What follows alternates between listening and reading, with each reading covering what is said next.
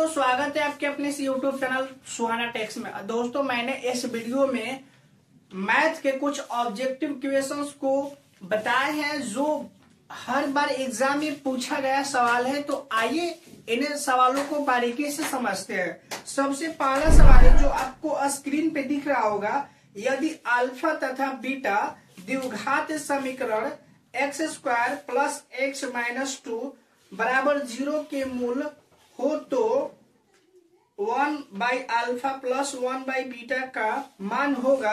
Option A है 1/2 and option B है minus 1/√2 and option C है 1 एंड ऑप्शन डी है 2। तो आइए इसको हल करते हैं।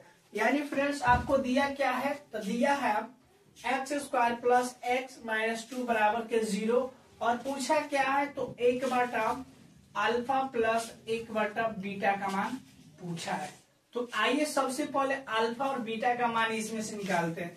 इसको फ्रेंड्स जब आप हल करते हैं दोस्तों, तो इसमें हल करेंगे तो क्या, इसको कैलकुलेट करके जब गुणनखंड कीजिएगा तो हो जाएगा एक्स स्क्वायर प्लस के यहाँ पे हो जाएगा 2x माइनस के एक्स माइनस के 2 बराबर के 0। इस तरह से, हालांकि ये विधि आप पिछले क्लास में पढ़ चुके हैं, इसीलिए हम डायरेक्ट बता रहे हैं। तो यहाँ पे x का कॉमन आएगा तो x प्लस के 2 हो जाएगा, माइनस यहाँ पे 1 का कॉमन लेंगे तो x माइनस प्लस 2 हो जाएगा बराबर के 0। x प्लस 2 कॉमन निकलेगा और यहाँ पे भी हो जाएगा x माइनस के 1 बराबर के 0। x प्लस 2 बराबर के 0 और यहाँ पे x माइनस 1 बराबर के 0। x प्लस जाए तो उधर जाएगा तो माइनस हो जाएगा और यहाँ पे a है माइनस, इधर आएगा तो प्लस हो जाएगा। यानी अल्फा का मान, अगर a का मान देखें, अल्फा यानी a का -2 और बीटा का मान कितना हो जाता है, तो 1 हो जाता है। तो आइए हम इसको भी हल करते हैं। तो इसको जब आप हल कीजिएगा तो 1/अल्फा, अल्फा का मान -2 है तो -2 रखेंगे, इसके जगह पे प्लस 1 है तो 1, नीचे में बीटा का मान 1 आया है तो 1 रखेंगे। इन दोनों का एलसीएम लगा लेंगे तो 2 आएगा, तो 2 के पढ़ा में 2 एक बार में कटेगा तो माइनस का 1 हो जाएगा, प्लस यहाँ पे क्या हो जाएगा 2 घटेगा तो 1/2 यानी 1/2 यानी ऑप्शन नंबर आपका क्या है, तो ऑप्शन नंबर ए आपका राइट आंसर है 1/2, ऑप्शन ए। तो चलिए अब दूसरे सवाल को भी समझते हैं। तो कर रहा होगा, हम इसको पढ़ दे रहे हैं कि यदि बहुपद px बराबर x square minus 2x plus 5 के शून्य a, b हो तो a गुणे b का मान क्या होगा। यानी a और b का मान पूछा है गुणा में। तो आइए सबसे पहले सवाल देखते हैं। यहाँ पे है एक्स स्क्वायर माइनस है 2x प्लस 5 इतना है और इसमें शून्य दिया है a और b, तो ए बी का मान क्या हुआ। देखिए दोस्तों, a जो है a का मान होता है 1, b का मान यहाँ पे देखेंगे -2 और c का मान कितना दिया है, तो 5। तो इसमें दिया है a और b का मान, यानी a गुणे b। तो a गुणे b सूत्र क्या होता है, तो a गुणे b यानी -b/a, इसका क्या होगा सूत्र होता है -b/a। तो a गुणे, तो आप यहाँ पे देखेंगे तो आप इतना दिया है, इसको हम a बोलते हैं, इसको हम b बोलते हैं और इसको हम c बोलते हैं। इसमें से पूछा क्या है, a गुणे b का मान पूछा है। तो यहाँ पे समझते हैं कि a गुणे b तब का मान क्या होगा, तो a गुणे b बराबर होता है c/a, यानी c का मान होता है 5 और a का मान है यहाँ पे कुछ नहीं तो 1, तो यहाँ पे यानी क्या हो जाएगा 5। इसका राइट आंसर हो जाएगा 5। ऑप्शन नंबर आपका हो जाएगा option number A. Option number क्या हो जाएगा इसका, ए राइट आंसर। ऑप्शन ए में 5 है तो 5 टिक कीजिएगा। चलिए हम अगले सवाल की ओर भी चलते हैं। सवाल है दोस्तों, आपको जो स्क्रीन पे दिख रहा होगा, अगला सवाल को हम समझते इसको मिटा देते हैं। अगला सवाल है, आपको स्क्रीन पे शो हो रहा होगा, कह रहा है कि दो परिमेय संख्याओं के बीच कितनी परिमेय संख्या हो सकती है। दोस्तों दो अगर परिमेय संख्या, मान लीजिए एक है 8 और दूसरा है 12, तो इनके बीच कितनी परिमेय संख्या हो सकता है। तो दोस्तों ऑप्शन ए है 1 एंड ऑप्शन 2 है एंड ऑप्शन बी है 2 एंड ऑप्शन सी है 3 और ऑप्शन डी है अनंत। यानी दो परिमेय संख्या के बीच अनंत परिमेय संख्या होता है। कितना होता है, अनंत। तो इसका राइट आंसर डी हो जाएगा। क्या हो जाएगा, डी, अनंत हो जाएगा। आई होप कि ये समझ में आया होगा। हम अगले सवाल की ओर बढ़ते हैं। 4 नंबर जो सवाल आपको स्क्रीन पे शो हो रहा होगा, कह रहा है कि किसी परम्परता का बहुलक होता है, किसी परम्परता का बहुलक होता है एंड ऑप्शन ए है कम से कम बारंबारता, एंड ऑप्शन बी है मध्यतम मान, एंड ऑप्शन सी है अधिकतम बारंबारता मान, एंड ऑप्शन डी है इनमें कोई नहीं। तो दोस्तों जो आपका बारंबारता होता है उसका मान होता है अधिकतम वाला। जो बारंबारता आप पढ़े होंगे तो उसमें जो अधिक बार आता है वही आपका क्या होता है, बहुलक होता है।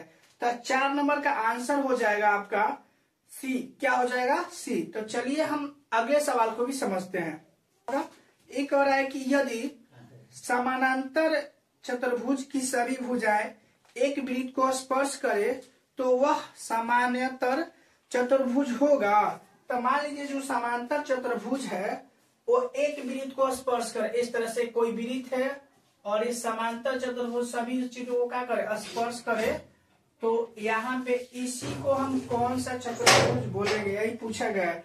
तो दोस्तों इसको हम क्या बोलेंगे, ऑप्शन ए में है आयत, एंड ऑप्शन बी है वर्ग, एंड ऑप्शन सी है समचतुर्भुज, एंड ऑप्शन डी है समलंब। तो इसको हम बोलते हैं समचतुर्भुज, क्योंकि ये सभी ओर से क्या होगा, बराबर होगा। तो इसको क्या बोलेंगे, समचतुर्भुज। क्या बोलेंगे हम, समचतुर्भुज। आई होप कि आपको समझ में आया होगा समचतुर्भुज। तो इसका राइट आंसर क्या हो जाएगा, सी हो जाएगा 5वां का। तो चलिए हम 6 नंबर सवाल को समझते हैं। 6 नंबर सवाल क्या करें, तो आइए हम 6वां नंबर सवाल को हल करते हैं। 6वां नंबर सवाल कह रहा है कि बिंदु 2,3 की दूरी मूल बिंदु से होगी। ऑप्शन ए है 2, ऑप्शन बी है 2√3, एंड ऑप्शन सी है 13√13, एंड ऑप्शन डी में कोई नहीं। तो आइए हम मूल बिंदु से इसका दूरी निकालते हैं।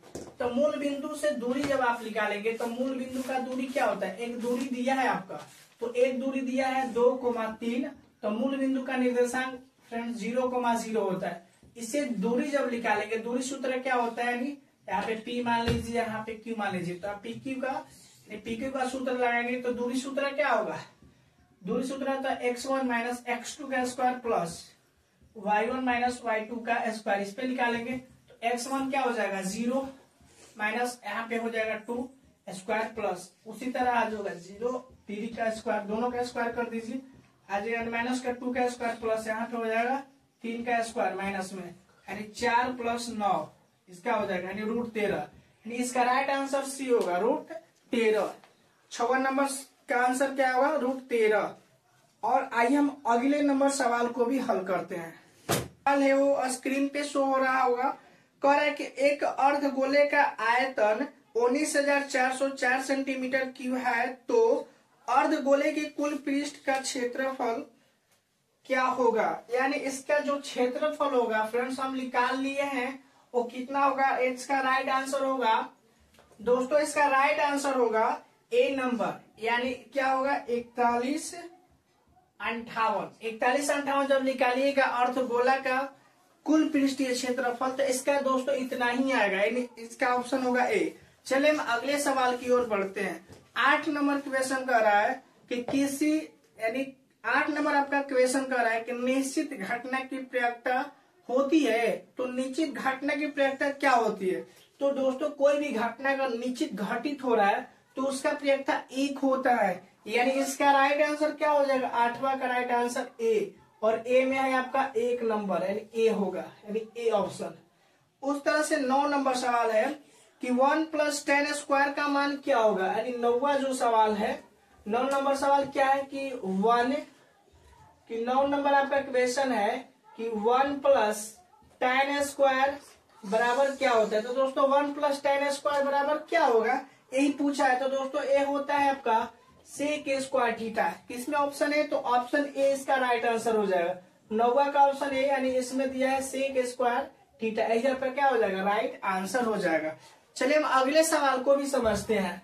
दोस्तों अगला सवाल है हम लोग का 10 नंबर कि 1/√3 क्या दिया है, 1/√3 किसका मान है। तो 1/√3 किसका मान है, तो आपको चेक करना 1/√3 किसका होता है, तो वो होता है फ्रेंड्स tan 30 डिग्री का मान, किसका होता है 30 डिग्री का। तो यहाँ पे आपका राइट आंसर हो जाएगा सी ऑप्शन। क्या हो जाएगा सी, इसमें दिया है क्या tan π/6, यानी tan 10 और पाई का मान 180 होता है, 6 10 इसको घटाएंगे तो घटेगा 3 बार में, यानी 30 हो जाएगा। तो tan बराबर क्या होगा, tan 30 डिग्री का मान कितना हो जाएगा, तो tan 30 का मान 1/√3। तो इसका राइट आंसर सी हो जाएगा, ऑप्शन क्या हो जाएगा, सी।